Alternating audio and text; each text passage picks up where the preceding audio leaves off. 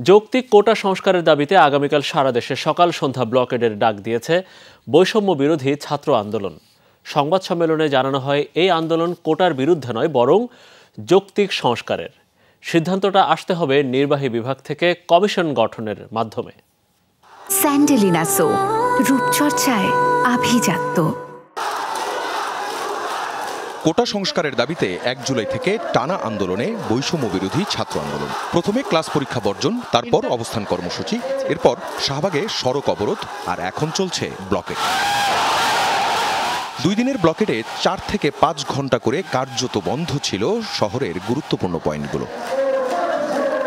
আন্দোলনের নবম দিন সংবাদ সম্মেলনে বৈষম্য বিরোধী ছাত্র আন্দোলনকারীরা জানান, তাদের কর্মসূচি মুক্তিযোদ্ধাদের সুবিধা দেওয়ার বিপক্ষে নয়, বরং তাদের নাতিপুতিরা যেন এই সুবিধা না পায়। আন্দোলনকারীরা আরো বলেন, কোটা বাতিল নয়, তারা চায় সংস্কার।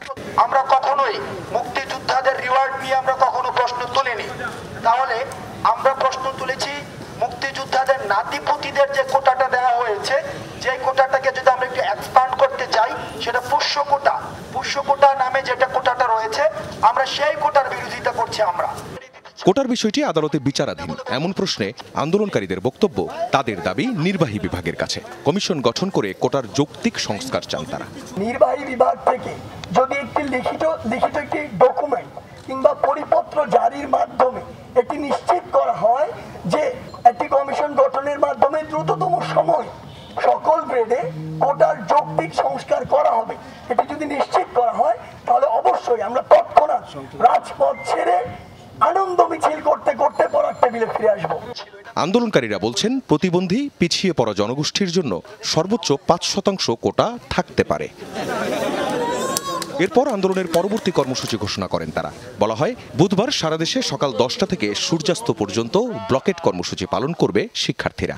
এক দফা দাবিতে সকাল সন্ধ্যা সারা দেশে ব্লকেড কর্মসূচি পালিত হবে এবং এই ব্লকেডের মধ্যে সড়কপথ, রেলপথ আওতাভুক্ত থাকবে।